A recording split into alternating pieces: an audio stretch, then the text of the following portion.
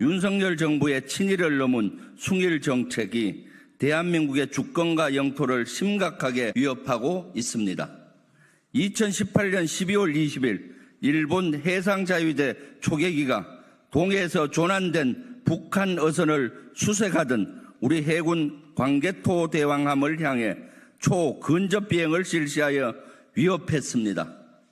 일본 초계기의 우리 해군 함정 위협은 이듬해 1월까지 3차례나 더 있었습니다.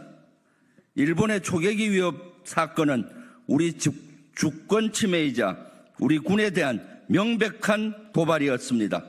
그러나 일본은 사과 없이 대래 우리 해군이 사격 통제 레이더를 발사했다며 적반하장격으로 나왔습니다. 그런데 윤석열 정부는 지난 1일 한일 국방장관 회담을 통해 한일이 갈등을 뒤로하고 재발 방지 대책에 합의했다고 발표했습니다. 합의 문구부터가 잘못된 프레임에 갇혀 있습니다. 양국의 이견과 갈등이 아닌 일본의 위협과 도발이 이 사건의 본질입니다. 때문에 우리 주권 침해와 위협에 대한 일본의 사과가 먼저입니다.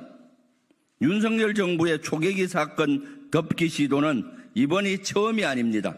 지난해 6월에 한일 양국 국방부 장관이 싱가포르에서 양쪽 입장을 그대로 두고 재발 방지책을 마련키로 합의한 바 있습니다. 윤석열 정부는 대한민국 주권과 영토를 위협하는 일본의 적대 행위를 눈감아 주겠다고 2번이나 선포한 것이나 다름이 없습니다.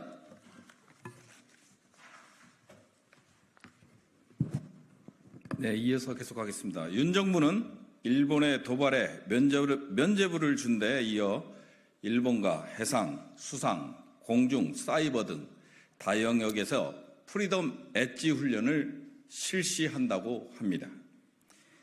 이는 일본과 군사적 동맹으로 가겠다는 것입니다. 이미 국민의힘은 논평에서 한일 동맹을 굳건히 해야 한다고 주장하고 있습니다. 한미 동맹은 마땅히 강화해야 합니다.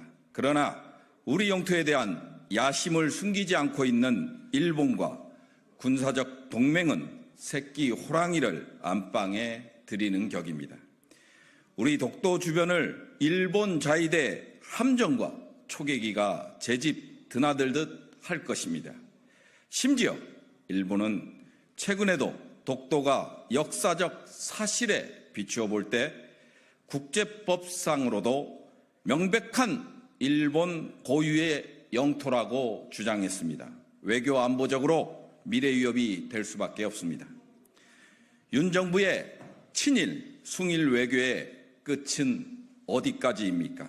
강제동원 제3자 변제안으로 우리 국민의 자존심을 짓밟고 후쿠시마 오염수의 홍보 대사를 자처하며 국민의 안전과 건강을 외면하고 군장병 교육교재에 독도를 분쟁 지역이라고 표기했습니다.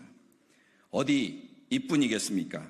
우리 기업에 대한 일본의 강탈 시도에 눈을 감더니 우리 군에 대한 일본 자위대의 위협마저 재차 뭉개고 덮어버리자고 한 것입니다. 윤 정부의 매국 외교를 규탄합니다. 대일 굴욕 외교를 당장 중단하십시오.